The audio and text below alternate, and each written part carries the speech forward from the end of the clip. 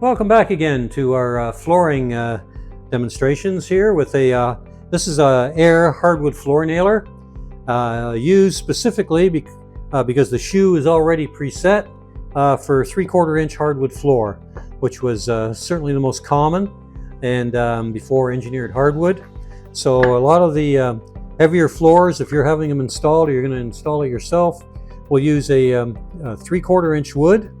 What you want to do is you want to have your nail, of course, in just like this nail, the smaller nail here I'm showing, right into that groove there.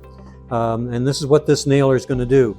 If you have this over the front of this here like this, that's going to, when you hit it, that's going to drive that nail all the way in to put your nails in. And usually you'll put them in about 3 inches from the ends and maybe one in the middle of this board, and so that you make sure that your wood's not going to move on you.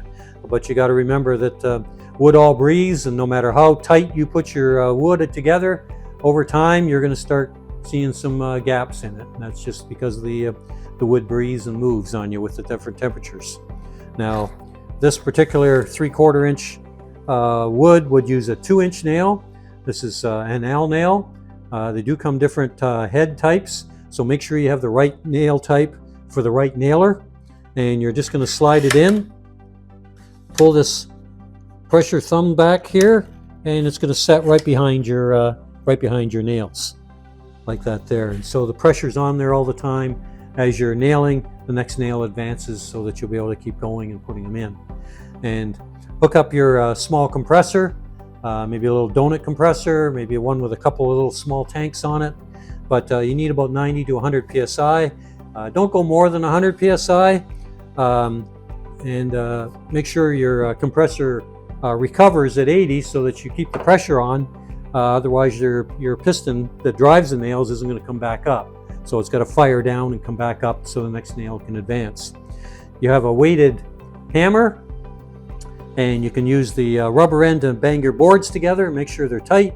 And the rubber end is what you hit the end of the nailer with. And you don't have to give it a real hard bang, just enough to trigger it, and you'll find out what that, how much pressure it is. Practice maybe on a couple of boards first, and make sure that you're holding it right and that you're putting it straight in, and that then you can give it a bang. And if you're standing up as you normally would be, here it's on the counter, of course, but make sure you put the weight here on the back of this handle, not here where you would be tipping it forward. You want to keep the shoe on the back flush and flat on top of your hardwood. So, your pressure should be more towards the back so that it's above here and keeping this pad nice and flat on top of your hardwood.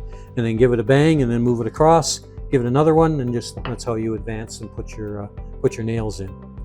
Okay, so there's once your strip's gone, of course, you're putting another one in, and a lot of these have a safety now as well, so that's got to be retracted so that it can be fired. That's just a safety, so that if you were holding it up and inadvertently hit there, that it wouldn't fire and drive a nail across somewhere that you didn't want it. Okay, so there's another item that'll make your job easier to put down your hardwood floor.